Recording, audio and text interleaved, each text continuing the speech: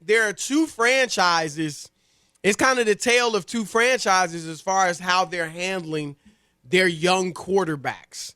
And one is Philadelphia, and Carson Wentz is just struggling. I mean, there's no ifs, ands, or buts about it. Philadelphia loses again to the the Cleveland Browns. No, Browns, yep. Right, Cleveland Browns. And he had believe two it or touchdowns, not, but 2 picks. Right? Yeah, and they were bad he passes. struggled. Yeah, they were. Like one, he just kind of lofted for Nelson Aguilar. It was just, I think he wanted to jump ball, but it just was a poorly thrown pass. And then a pick six as well. But they still lead their division. And they're 3-6-1. It's a horrible division. That tie, Chris, is going to be the difference. You watch and see because it's one less loss than everybody else. Right. And they still keep beating up. I see these former players proclaiming, oh, no, you still never go through the tie. Hogwash. Yep. It's about getting to the postseason. You're absolutely right, Rob. A tie is always better than a loss, period. And so that tie is helping them out. Although I will say this, Rob, the Giants and I think the other teams in the division are playing a little better. So the Eagles going to have to pick it up a little bit. Oh, yeah. Well, they have to win some games. They can't hold out, right, the rest of the year. But so obviously people are asking, we know they drafted Jalen Hurts. So people are asking Coach Doug Peterson if he's considering benching Carson Wentz. Here's what Peterson said. If you get to that spot, whether you don't start him or you bench, I think you're sending the wrong message to your football team that the season's over, and that's a bad message. And we have to work through this. Times, when times get tough, it's sometimes that might be the easy thing to do. Now, before we get to that and comment on Peterson's comments, the other situation is in Miami. And the Dolphins had their win streak snapped by Denver. And Tua didn't look good. In fact, he looked so bad. He had like 11 for 20, 83 yards, I believe it was. He was benched midway through the fourth quarter. They put in the old man, Ryan Fitzpatrick, thinking he could bring him back. And what did he do? He turned right into a pumpkin, right for Flores. Just good for that. I was so happy to see that happen. I'm serious. So he threw an interception. They were down 20-10. He leads them on a drive. They get a field goal. Then he's leading them on another drive, potentially game-tying drive, and he throws a pick in the end zone late in the game. So, Rob, go ahead. How do you do you think one of these franchises is handling the situation better than the other? Or they're both off, or what are your thoughts? No, right away I thought Miami mishandled Tua. That's the one that got me the most upset because I just think we've seen this movie with Fitzpatrick. I really believe that Brian Flores thought he could steal one, Chris, like he wanted to win.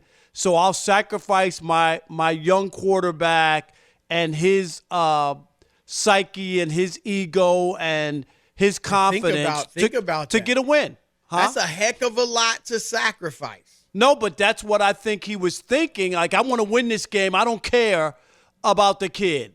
And it just, you have to work your way through, Chris. There's so many. Go look at some of the greats and their struggles early on as quarterbacks and the mistakes and whatnot. We get it. Like, nobody, you don't come in from day one and you know what you're doing. You know this. The first day they sent you out to write a story at a newspaper, right? To pay you, Chris. Well, I did do a really good job. Yeah, whatever.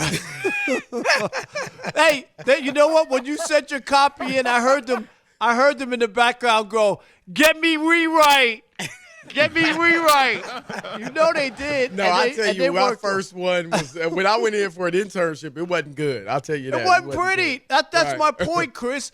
But they kept sending you out to do stories. Am I right? And you got better, and you got better, and you got and he wasn't playing well. I'm not even here to defend that. But you're going to have a process, and I think they made a mistake. I really do. And all that talk, maybe, Chris, about them maybe still drafting a quarterback or how much they're really into Tua. A couple of weeks ago, Remember, after week 2, people were ranting and raving about Tua. Oh, right. And you said, it's too early. But remember, people were going crazy about him. And that was 2 weeks ago. I'm with you. I'm with you, Rob, in that you brought up that Flores was trying to steal a victory. And I get it. You're trying to win. They obviously have a chance to make the playoffs. But let's just say hypothetically, Fitzpatrick had brought him back, and they had won. Now you've got a serious quarterback controversy on your hands. And he's come out and said after the game that Tua's still their guy, so he's going to start going forward. But had Fitzpatrick brought you back, now people would have been saying you should go back to Fitz and this and that. And as you mentioned, the confidence, the ego, the psyche, all of that on Tua may have been damaged. And he's by all accounts, I don't know him, but by all accounts, he's a really good kid. He has said all the right things, including yesterday. But look, he's human, and that would have to mess with you. And I would say this, Rob, this lends credence to the notion that this is a tryout for Tua, that they don't fully believe in him. Because if you really fully believed in him, you would not have benched him. Like you said, you understand he's not going to be Aaron Rodgers every Sunday. He's not going to be perfect. We know that. There's going to be bumps. Play through the ups and the downs. And if you were going to potentially do what you did yesterday, you should have just left Fitzpatrick in. Yep. If Tua sat out the whole season, nobody would have killed the Dolphins. They would have been like, hey, that's all right. Pat Mahomes sat out the whole season. Yeah, you're bringing him along slowly. Aaron Rodgers sat out 3 years. You could have made that argument, Chris. You can make the argument. Absolutely. So I think we both agree Miami did the wrong. They're handling this the wrong way thus far. And I think Philly did the right thing. I just believe that if they really believe Carson Wentz is their guy, and I think that you know through the struggles, through everything, I think that they just said, we're going to ride or die with this guy, Chris, this year, and then we'll reevaluate. They don't make the playoffs. He has an awful year. You look at Jalen Hurts in practice, and maybe he gets into some plays at some point, and then you make a decision. But I like they said this guy delivered us through so many injuries and issues and whatnot. He's not playing great. He's trying to do too much. But we're going to stick with him at least for the rest of the year, not play this game. No, look, we don't often agree, but we agree on these two topics. I'm with you. I think that Doug Peterson is absolutely right. They're still in first place in that division. They still have a chance to make the playoffs. They still can get healthier as the season goes on. And this is a guy that has shown you that he can be a good quarterback. So you gave, not to mention, you gave him the huge deal, $130-something million. So right now, he's your guy. You have an opportunity over the next 6 games of the season to see what he can do. If in your mind, and look, I would think that they're having questions in their mind. Did we do the right thing? Is this our guy? This is a 6-week tryout that not only do you get to see what he's made of, but you still might win the division. Right. And but if you don't, then you can make a change or decide then what you're going to do after this year. But again, you're right, Chris. The division is still up for grabs. It's not over. Could they go on a 5-1 streak and Carson Wentz snap out of it? I'm just saying. Probably not. But you know what I mean. 3-2, 2-3, maybe. Maybe that. But you know my point is that, and then what happens? Do you know what I mean? Do you remember when Jim Fossil was the coach of the Giants, and they were stinking up the joint halfway through the season, and he stood at the podium. They were at the brink, Chris, and Jim Fossil stood there, pounded on the podium and said, I guarantee you we make the playoffs. We're not making any changes. Guess what they did? They made the playoffs. Right. No, look, they got a lot of football left to play, and I agree with them. Go with this guy, let him play out the season, and then you can make some decisions in the offseason if need be. But play with him the rest of the way. I think Peterson's doing the right thing, even though I'm sure they've got their doubts. Tua, Wentz, who's being handled properly and who's being mishandled? Your turn to weigh in.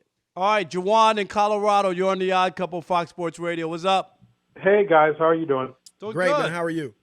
Oh, doing fantastic. I just had something quick to say on the Tua situation with Fitzpatrick. I just don't think from a managerial standpoint that was handled well, because now you have the dilemma of bringing the guy back in after he was slighted and say, win a game. So like Rob was saying, you just want to get that game at the expense of your young quarterback who you shoved into the starting position. Yep. I think my last statement on that is, I think what happened to the old adage, if it ain't broken, don't fix it. I think you got to let the guy play himself out of a job. We agree that You talking about Fitzpatrick or Tua? with Fitzpatrick, yeah, because if we know he's going to turn into what he's always been, A pumpkin, right? Yeah, but you got. I think he was 4-2 when they pulled him, something like that. But the only No, problem they here were is 4-2. They were because they've won. Rob, They have you won get their 3 in a record. row, Yeah, it right? was all right. Yeah, But I think Rob. I think it's a tryout. I don't think they're sold on Tua, no, and I think they want to see if he's their guy. because as soon as he has like a bad half or whatever, or Right. 3 quarters, you're ready to pull him out. Like, Chris, seriously, like what? Wait a minute, what's going on? Yeah. I'm 3 games into my career. Like, really? 2 weeks ago, people were ranting and raving about him. Yep. And look, I do think he, as an athlete, they were 4-3 when they pulled Fitz. I think Tua will look at this as, hey, I didn't have it. They replaced me. That's okay. I'm still the starter. Like, I think a Until lot they of do it athletes again. can work through it. But what it does is maybe until they do it again, or also, Rob, it becomes a big story. And now everybody's talking about it. Teammates are being asked, well, which one you think they should go to? Anonymous sources are saying they never should have gotten away from Fitz. I'm just saying, Yep. you know how No, things right, develop. right. And so now you're being asked about it. Are you concerned about your job, or do you think they question you? Like, so it becomes a big story unnecessarily. Also, you start to think, Chris, well, I got him in the corner there, but I don't want to get picked. You know what I mean? Right, So right, now you start to right, second, right. I'm not going to make that throw. I'll just go underneath. That's safer. Yep, and you're thinking too Stuff much. like that. All right, Big Mike in Cincinnati. You're on the Odd Couple Fox Sports Radio. What's up, Big Mike?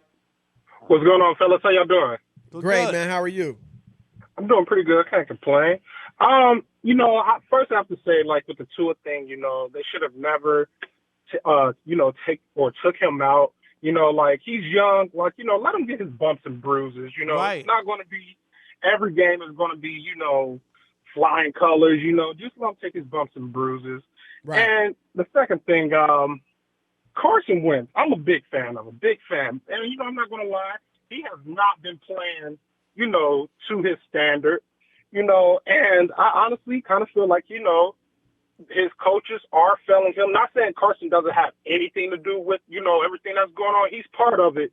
But, it's just very hard for me to believe that a guy that was going to win the MVP, you don't throw 37 touchdowns and 7 interceptions on accident.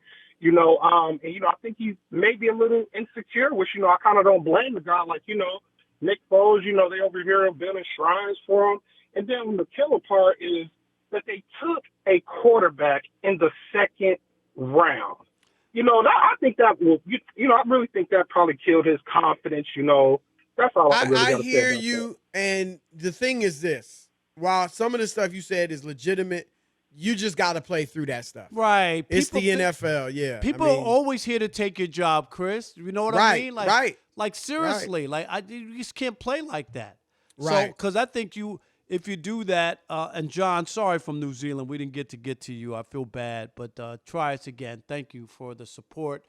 Down under, Chris, in New Zealand. Yes, we're large down under. How big? Down low. Down Oh. under. Down under Australia. I'm just saying, like, Okay. The odd No, we- couple is large down low. I meant Yes. down under, Yeah, there you go. Australia. I was